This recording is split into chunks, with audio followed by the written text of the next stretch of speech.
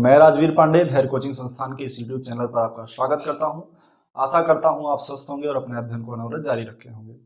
हम लोग पिछले वीडियो में देख रहे थे न्यायपालिका के बारे में। न्यायपालिका के क्रम में हम सुप्रीम कोर्ट पर चर्चा कर रहे थे कि सुप्रीम कोर्ट का प्राचीन समय से वर्तमान तक का विकास क्या रहा है, और इस क्रम में हमने देखा था कि हमारे वर्तमान सुप्रीम कोर्ट की स्थापना हो चुकी थी। ठीक है, तो चलिए उससे आगे की चीजों को हम इसमें देखते हैं। सुप्रीम कोर्ट, हमारे सुप्रीम कोर्ट की स्थापना कब हुई थी? उद्घाटन इसका 28 जनवरी 1950 को। तो 28 जनवरी 1950 को सुप्रीम कोर्ट की जब स्थापना हुई, तब इसके चीफ जस्टिस जो बनाए गए, मुख्य न्यायाधीश जो बनाए गए थे, वो कौन बनाए गए थे? वो बनाए गए थे आपके H.J. कानिया। ठीक है, हीरालाल जे कानिया। हीरालाल जे कानिया के साथ साथ 7 अन्य जजेस भी बनाए गए थे, यानी टोटल 8 न्यायाधीश बनाए गए थे। अब ये जो 8 न्यायाधीश हैं, इसमें आपको 8 के नाम की कोई आवश्यकता नहीं है। आपसे प्रश्न पूछा जाएगा कि भारतीय सुप्रीम कोर्ट के या सुप्रीम कोर्ट के पहले चीफ जस्टिस कौन है, तब आपको हीरालाल जे कानिया का नाम याद रखना होगा। बाकी 7 अन्य से आपको कोई आवश्यकता नहीं है। और इसी क्रम में आपको वर्तमान के न्यायाधीश का नाम याद रखना होगा। तो पहले न्यायाधीश कौन है? हीरालाल जे कानिया। और वर्तमान के न्यायाधीश कौन है? एन.वी. रमन्ना। ठीक है, वर्तमान के न्यायाधीश है एन.वी. रमन्ना। और ये जो है वर्तमान में 48वें न्यायाधीश हैं हमारे। कितने न्यायाधीश हैं? कौन से नंबर के? 48वें। यानी पहले न्यायाधीश हीरालाल कानिया, इनका नाम आपको याद रखना है। और अंतिम न्यायाधीश यानी जो वर्तमान के न्यायाधीश हैं एन.वी. रमन्ना, ये किस क्रम के न्यायाधीश हैं? ये भी परीक्षा में आपसे प्रायः प्रश्न पूछ लिया जाता है। तो यहां तक तो न्यायाधीशों के बारे में। लेकिन यहां से न्यायाधीशों के संदर्भ में एक प्रश्न और पूछा जाता है कि सुप्रीम कोर्ट की पहली महिला न्यायाधीश कौन थी? पहली महिला न्यायाधीश, यह प्रश्न बहुत बार पूछा गया है। आपके वनडे एग्जाम का तो बहुत फेवरेट प्रश्न रहा है कि सुप्रीम कोर्ट की पहली महिला न्यायाधीश कौन थी। तो इसमें हम देखेंगे सुप्रीम कोर्ट की पहली महिला न्यायाधीश कौन थी? फातिमा बीबी। फातिमा बीबी। अब आपसे एक प्रश्न है कि क्या कभी सुप्रीम कोर्ट में आज तक कोई महिला मुख्य न्यायाधीश भी बनी हुई है? ये आपको कमेंट में उत्तर करना है। ठीक है, तो पहली महिला न्यायाधीश जो बनी है वो फातिमा बीबी बनी है। और आज तक सुप्रीम कोर्ट में केवल 8 महिलाएं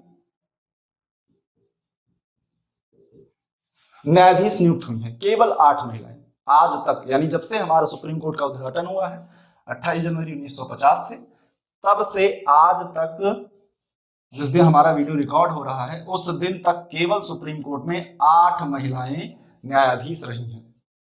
एक प्रश्न आपसे मेरा और है कि वर्तमान में सुप्रीम कोर्ट में कितनी महिलाएं कार्यरत हैं? वर्तमान में सुप्रीम कोर्ट में कितनी महिलाएं कार्यरत हैं, ये आपको कमेंट में उत्तर देना है। ठीक है, तो पहले न्यायाधीश हमारे H.J. कानिया, वर्तमान के न्यायाधीश एन.वी. रमन्ना जो कि 48वें हैं क्रम में, और पहली महिला न्यायाधीश फातिमा बीबी। और आज तक 8 महिलाएं न्यायाधीश नियुक्त हुई हैं, जिसमें से वर्तमान की महिला न्यायाधीश के बारे में आपको बताना है। तो ये कुछ फैक्ट रहे हैं जो हमारे न्यायालय की स्थापना के या न्यायालय से हमसे वन लाइनर में पूछे जाते हैं। अब हम आगे देखेंगे सुप्रीम कोर्ट के संवैधानिक प्रावधानों के बारे में कि सुप्रीम कोर्ट का संवैधानिक प्रावधान क्या है। तो चलिए आप इसको स्क्रीनशॉट कर लीजिए, फिर हम इसको आगे लेकर चलते हैं।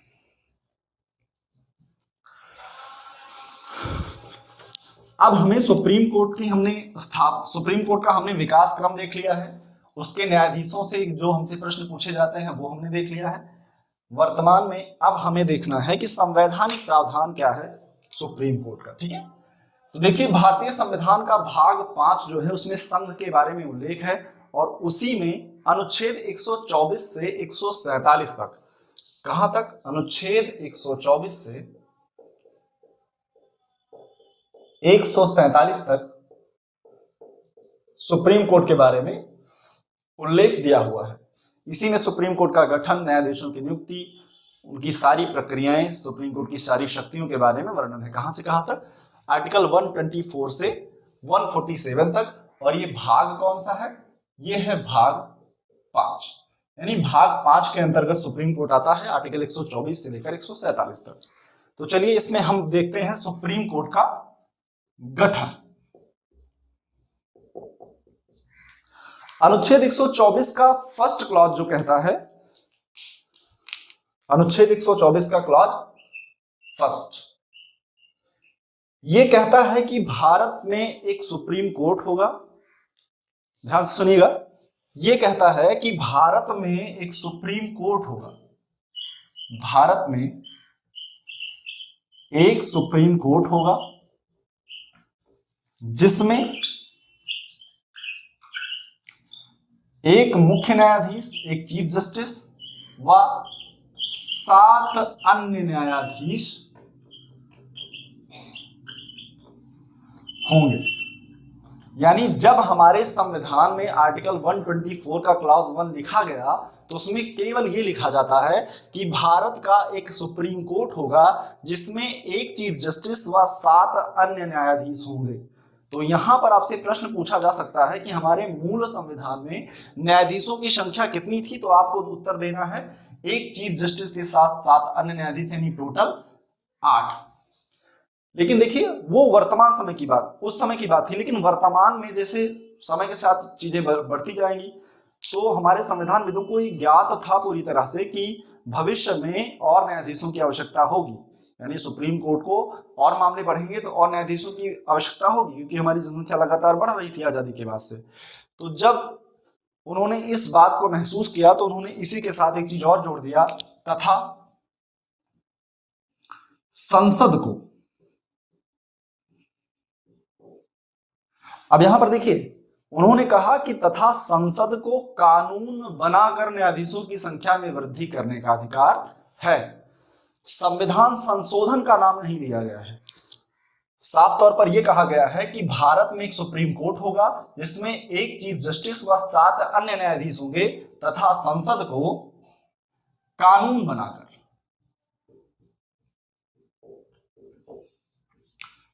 बनाकर उनकी संख्या में वृद्धि का अधिकार होगा। ठीक है,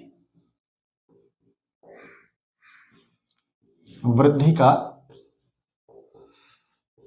अधिकार होगा, ये कहा गया हमारे किसमें? आर्टिकल 124 के क्लॉज 1 में। ठीक है, तो आप इसको स्क्रीनशॉट करिए, फिर हम आगे आते हैं।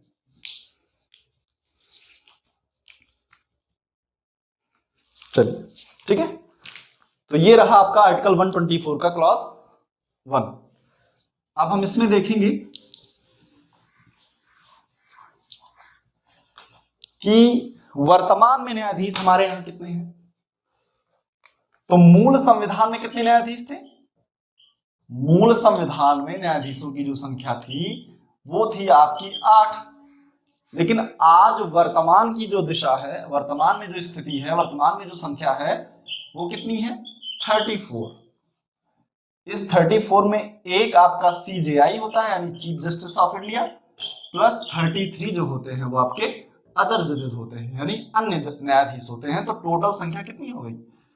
34 हो गई। तो वर्तमान में अगर प्रश्न पूछा जाए कि भारत के सुप्रीम कोर्ट में कितने न्यायाधीश हैं, तो आपको उत्तर देना है 34 न्यायाधीश हैं। और ये 34 न्यायाधीश आए कैसे? क्योंकि इसी के क्लॉज 1 में आपने देखा था कि संसद को ये शक्ति प्राप्त है कि वह कानून बनाकर न्यायाधीशों की संख्या में वृद्धि कर सकती है। चलिए, अब ये अगर बहुत आवश्यक तो नहीं है, लेकिन ये हम जान सकते हैं कि जैसे देखिए 1956 में पहले 8 थे, 1956 में इसको 10 कर दिया गया, 1960 में इसकी संख्या को 13 कर दिया गया, यानी कानून बन रहा है लगातार। 1950 तक हमारे पास 8 जज थे, 1956 में हमारे पास 10 जज हो गए एक मुख्य न्यायाधीश को लेकर, 1960 में हमारे पास 13 जज हो गए, 1978 में संख्या बढ़कर कितनी हो गई?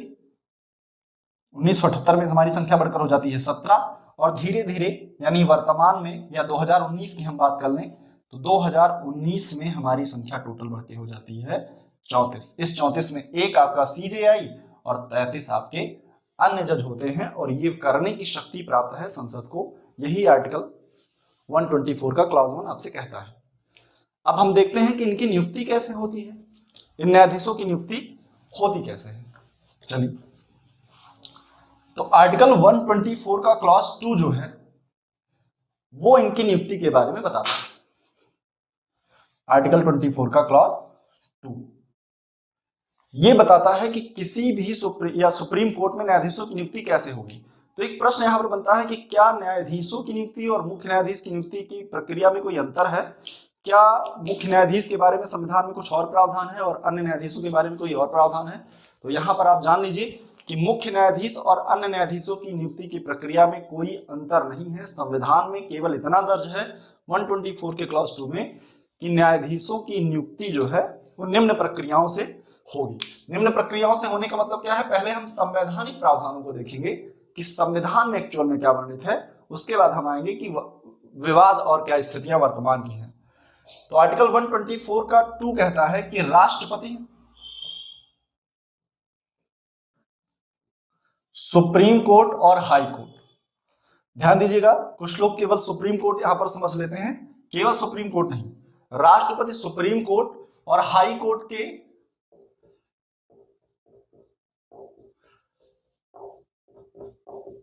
न्यायाधीशों की सलाह पर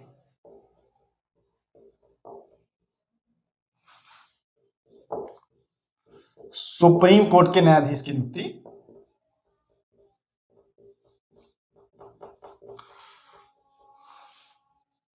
करता है।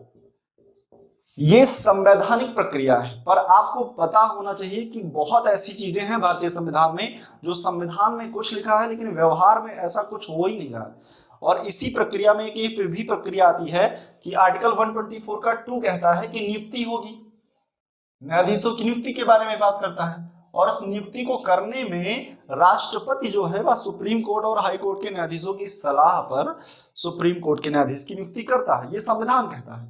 लेकिन एक्चुअल में स्थितियां उलट हैं, एक्चुअल में ऐसा कुछ भी नहीं हो रहा है। तो एक्चुअल में हो क्या रहा है? व्यवहार में एक चीज लागू है, व्यवहार में एक व्यवस्था लागू है और यह व्यवस्था है कोलोजियम, कोलोजियम प्रणाली। कोलोजियम का मतलब एक कमेटी होती है, एक समिति होती है और वर्तमान में इसी समिति के माध्यम से या कोलोजियम के माध्यम से ही न्यायाधीशों की नियुक्ति होती है। अब ये कोलोजियम होता क्या है? तो इस कोलोजियम में होते हैं आपके 5 सदस्य।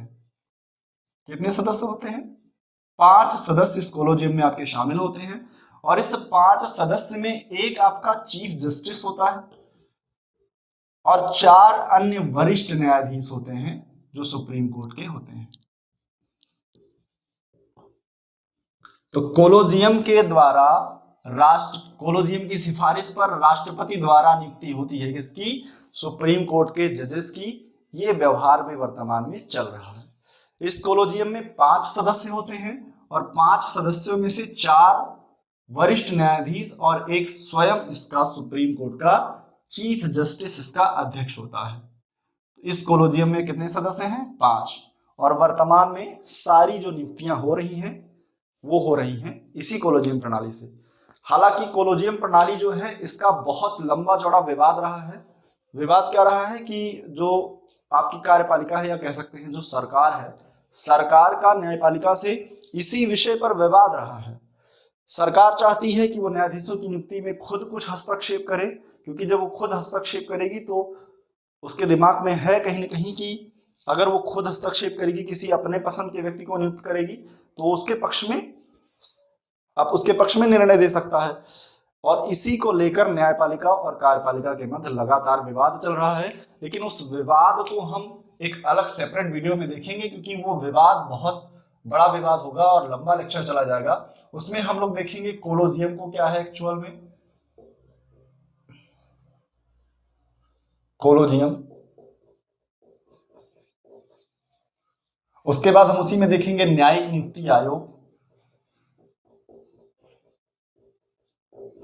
न्यायिक नियुक्ति आयोग। और इसी में हम देखेंगे कि एडवोकेट ऑन रिकॉर्ड्स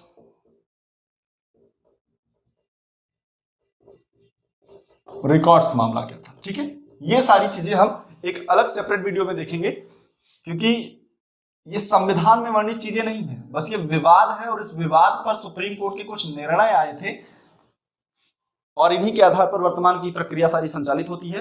जब आपसे प्रश्न पूछा जाए कि वर्तमान में न्यायाधीश की नियुक्ति कैसे होती है, तो आप कह दीजिएगा कि कोलोजियम के द्वारा होती है। और कोलोजियम में शामिल कौन कौन होता है? 5 सदस्य, जिसमें 1 CJI, 4 वरिष्ठ न्यायाधीश, और इन्हीं लोगों की सिफारिश पर राष्ट्रपति न्यायाधीशों की नियुक्ति कर देता है। तो ये रही नियुक्ति की, आप इसका स्क्रीनशॉट कर लीजिए, फिर हम और आगे आते हैं।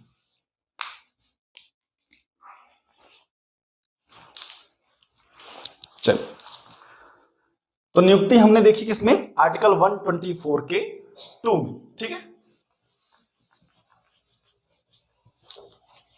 अब हम आगे आते हैं कि न्यायाधीशों की योग्यताएं क्या होती हैं। ठीक है, न्यायाधीशों की योग्यताएं क्या होती हैं, इस पर हम चर्चा करते हैं कि कोई व्यक्ति कैसे न्यायाधीश बन सकता है, कौन सी उसके लिए योग्यता आवश्यक है जिससे वो न्यायाधीश के पद पर आसीन हो सकता है। तो वो है आपका 124 के क्लॉज 3 में। 124 का क्लॉज 3 कहता है कि न्यायाधीशों की योग्यताएं क्या होंगी, यानी योग्यताएं। ठीक है, किसमें है? आर्टिकल 124 के क्लॉज 3 में। चलिए देखते हैं क्या है योग्यता। तो विभिन्न किताबें इसको ऐसे क्रम में वो करती हैं, व्यवस्थित करती हैं कि वो उत्तर कहीं आप अगर लिखने लगे मेंस में तो वो गलत हो जाएगा। इसीलिए आप ध्यान से इसको देखिएगा। इसको आपको इसी प्रारूप में लिखना है कि कितनी योग्यताएं होती हैं। तो आपको कहना है पहली कि वह भारत का नागरिक हो,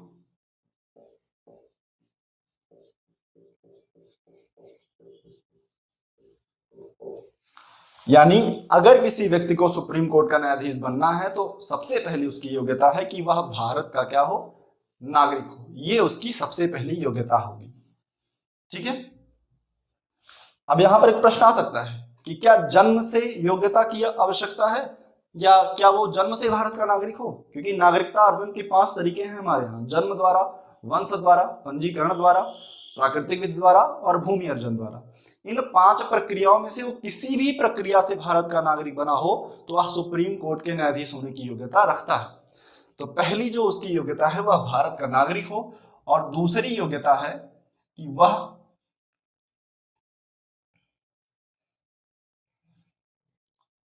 5 वर्ष तक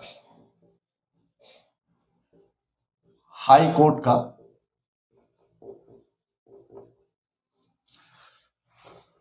न्यायाधीश रहा। ठीक है, अब यहीं पर गलतियां हो सकती हैं कि पहली तो वह भारत का नागरिक हो और दूसरी वह 5 वर्ष तक हाई कोर्ट का न्यायाधीश रहा हो। अब यहां पर किताबें जो करती हैं वो तीसरी योग्यता दे देती हैं, जबकि हमें तीसरी योग्यता करके नहीं जाना है, हमें इसी में अथवा जोड़ देना है बस। यानी योग्यताएं 2 ही हैं, वो निम्न योग्यताओं में से किसी एक योग्यता को धारण करता होगा तो न्यायाधीश हो सकता है। तो वह 5 वर्ष तक हाईकोर्ट का न्यायाधीश रहा हो, या फिर अथवा वह 10 वर्ष तक वकालत कर चुका हो।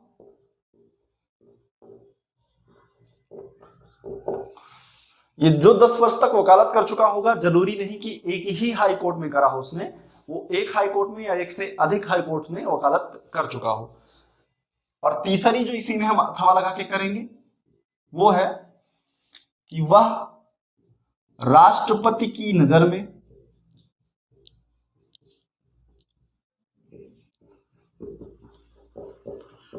पारंगत विधिवेत्ता हो। ठीक है, वो राष्ट्रपति की नजर में क्या हो? पारंगत विधिवेत्ता हो। तो निम्न योग्यताएं होती हैं आर्टिकल 124 के 3 के तहत कि वह भारत का नागरिक हो, वह 5 वर्ष तक हाईकोर्ट का न्यायाधीश रहा हो, अथवा वह 10 वर्ष तक वकालत कर चुका हो, एक हाईकोर्ट में या एक से अन्य में। ठीक है, वह राष्ट्रपति की नजर में पारंगत विधिवेत्ता हो। एक प्रश्न पूछा गया था किसी वर्ष परीक्षा में, रीट में पूछा गया था वो, कि किसी व्यक्ति को न्यायाधीश नियुक्ति के संदर्भ में कौन सी एक योग्यता का पालन आज तक नहीं किया गया है, या कौन सी एक ऐसी विशेष योग्यता है जिसके द्वारा अभी तक कोई न्यायाधीश नियुक्त नहीं हुआ है। तो ये जो आपकी योग्यता है कि वह राष्ट्रपति की नजर में पारंगत विद्वता हो, अभी तक इसका एक बार भी प्रयोग नहीं हुआ है। यानी इस योग्यता के आधार पर कोई भी न्यायाधीश अभी तक नियुक्त नहीं हुआ है। निम्न योग्यताओं पर हुआ है कि वह 5 वर्ष तक न्यायाधीश रहा हो, 10 वर्ष तक उसने वकालत की हो। तो आप इसको स्क्रीनशॉट कर लीजिए, फिर हम आते हैं आगे।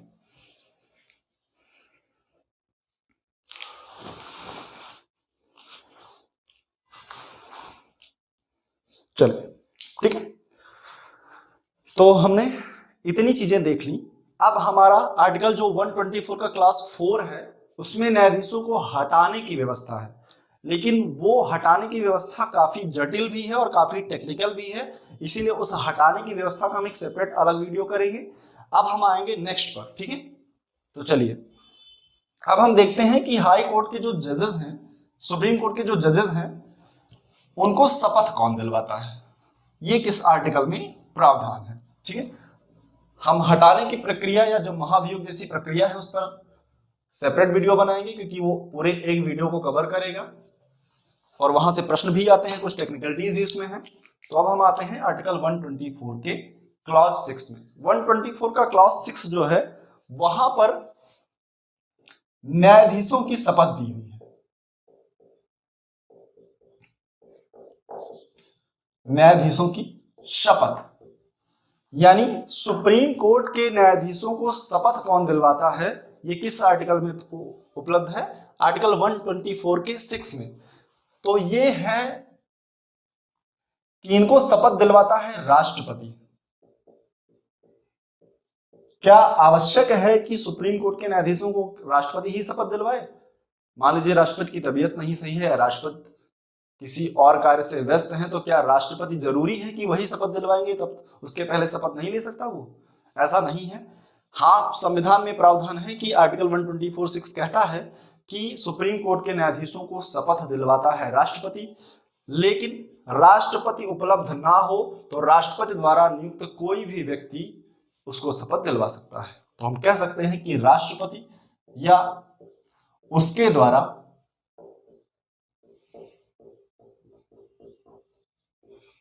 नियुक्त अन्य कोई व्यक्ति,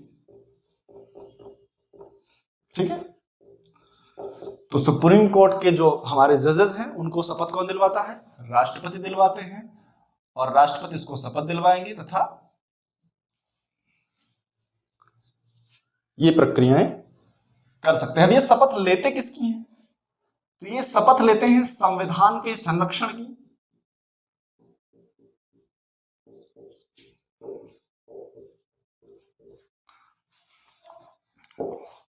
व संविधान के प्रतिरक्षण की। तो सुप्रीम कोर्ट के न्यायाधीश किसकी शपथ लेते हैं? संविधान के संरक्षण और संविधान के प्रतिरक्षण की। ये दिया हुआ है आपके आर्टिकल 124 के 6 में। तो आप इसको स्क्रीनशॉट करिए, फिर हम आगे आते हैं।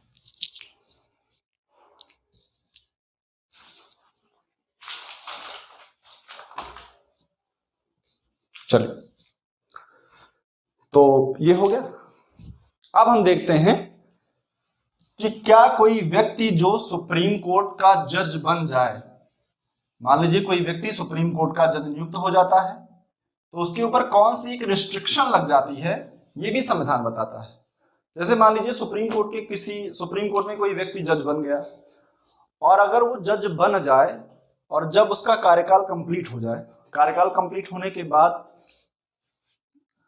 मान लीजिए उसका कार्यकाल कंप्लीट हो गया, अब वो कार्यकाल कंप्लीट होने के बाद क्या करना चाहे? वकालत करना चाहे, तो क्या वो वकालत कर सकता है? यानी हम कहें कि क्या सुप्रीम कोर्ट का न्यायाधीश अपनी सेवानिवृत्ति के बाद कहीं पर वकालत करने का अहल होता है, योग्य होता है अथवा नहीं? तो इसका उत्तर होगा नहीं, और ये है हमारा आर्टिकल 124 के क्लॉज 7 में। आर्टिकल 124 का क्लॉज 7 कहता है कि जो भी व्यक्ति सुप्रीम कोर्ट का न्यायाधीश नियुक्त होगा वह अपनी सेवानिवृत्ति के बाद भारत के सुप्रीम कोर्ट में या किसी भी हाई कोर्ट में वकालत नहीं कर सकता है, ठीक है। तो 124 का क्लॉज 7 क्या कहता है कि सुप्रीम कोर्ट का न्यायाधीश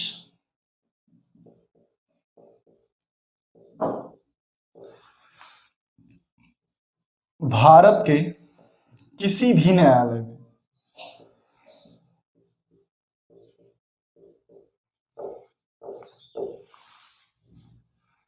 वकालत नहीं कर सकता।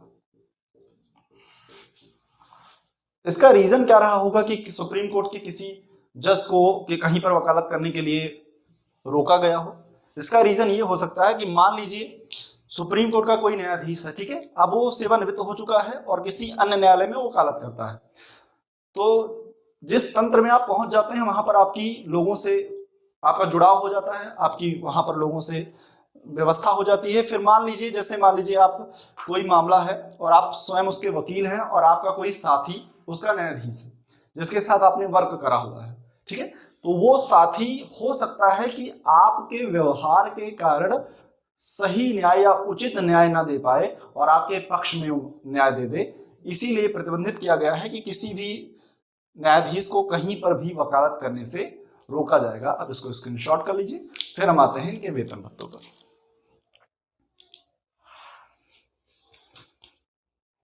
चलो, तो अब हम आते हैं इनकी शपथ हो गई, इनकी नियुक्ति हो गई और नियुक्ति के बाद इनका कार्यकाल, ठीक है, तो इन चीजों पर हमने चर्चा कर ली है। अब हम आते हैं इनके, एक चीज और देख लेते हैं हम कि इनकी पदावधि क्या होती है। यानी सुप्रीम कोर्ट के जो जज होते हैं उनकी पदावधि क्या होती है, वो जब नियुक्त होते हैं तो अपने पद पर कितने समय तक वो रह सकते हैं, ठीक है। चलिए, ये अधिकतम 65 वर्ष तक, कितने वर्ष तक? अधिकतम 65 वर्ष तक कोई न्यायाधीश अपने पद पर रह सकता है। अगर वो सुप्रीम कोर्ट का न्यायाधीश है तो कितने वर्ष रह सकता है? वो 65 वर्ष तक रह सकता है। क्या इससे पहले वो पद छोड़ सकता है? बिल्कुल, इससे पहले वो पद छोड़ सकता है। किन आधारों पर? वह राष्ट्रपति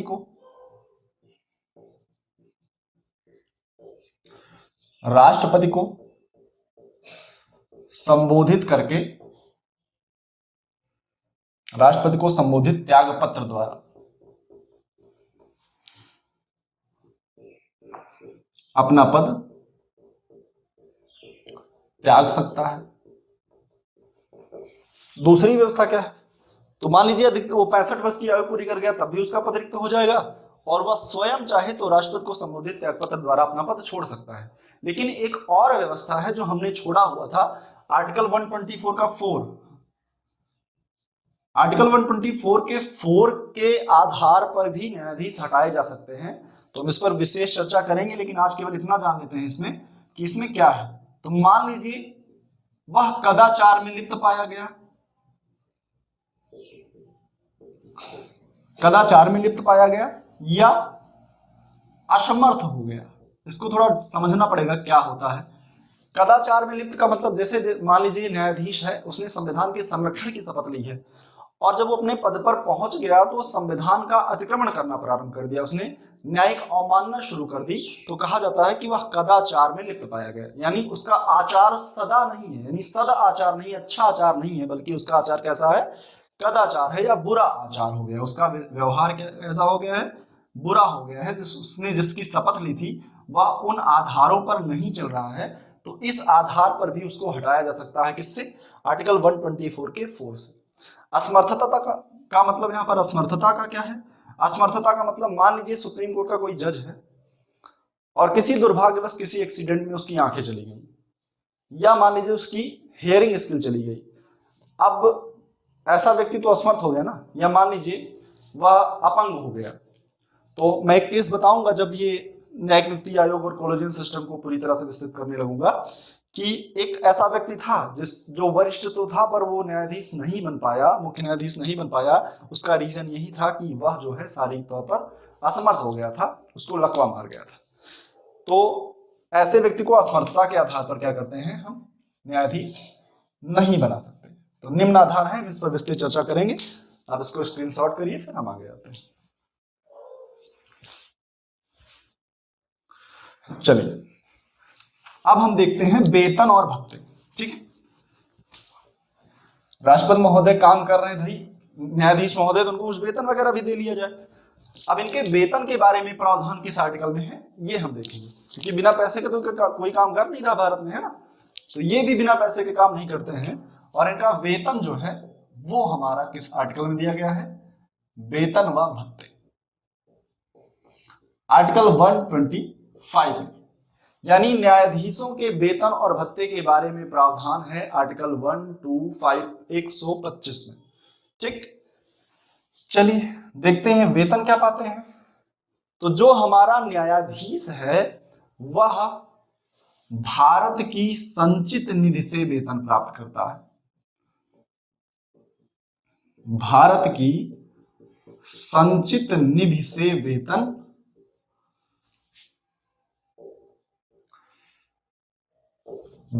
प्राप्त करता है। और कौन सा वेतन प्राप्त करता है, यानी जो हमारा न्यायाधीश होगा वो कहां से वेतन प्राप्त करेगा, भारत की संचित निधि से।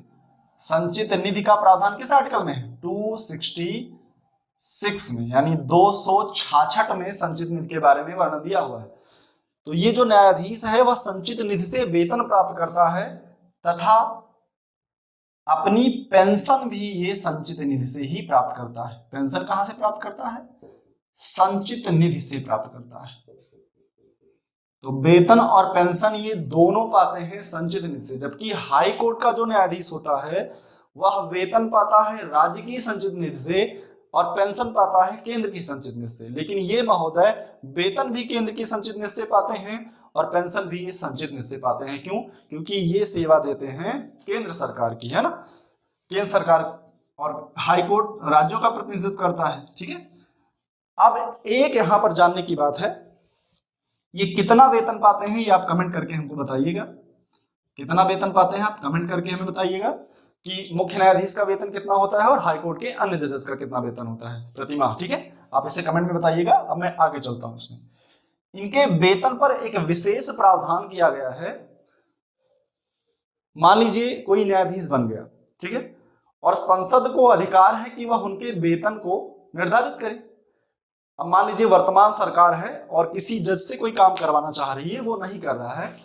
अब इसने क्या करा कि भाई बहुमत में है सरकार, इसने एक नियम पारित कर दिया कि चलो तुम्हारा वेतन 4 लाख रुपए है, 5 लाख रुपए है, 10 लाख रुपए है, हम कम करके 10,000 रुपए कर देंगे, क्योंकि भाई संसद को अधिकार है कि वह वेतन को इनके निर्धारित कर सकती है।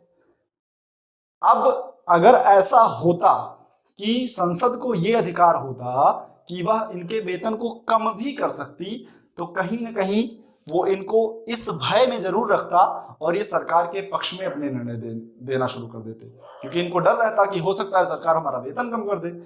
इसीलिए इनको स्वतंत्रता से अपना कार्य करने के लिए और स्वतंत्र न्यायपालिका के वास्तविक सिद्धांत को बचाए रखने के लिए एक प्रावधान किया जाता है कि संसद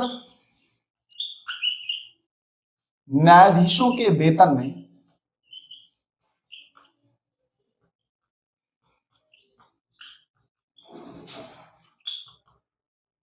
अलाभकारी परिवर्तन नहीं कर सकती।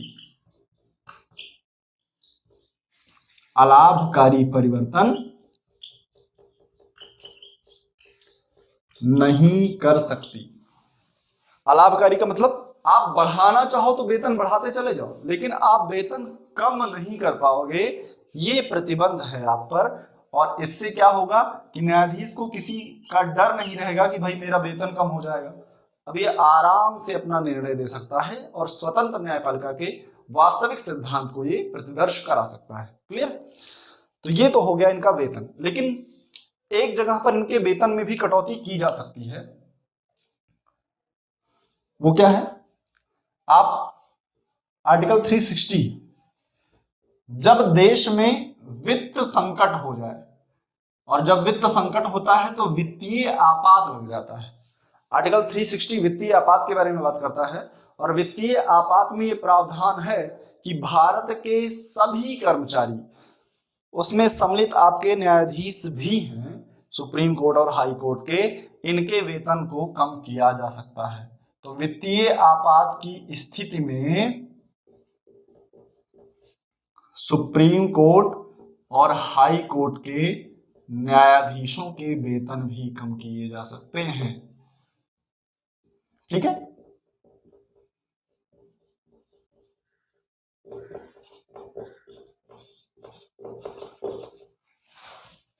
चलिए इसको स्क्रीनशॉट कर लीजिए, फिर हम आगे बढ़ते हैं।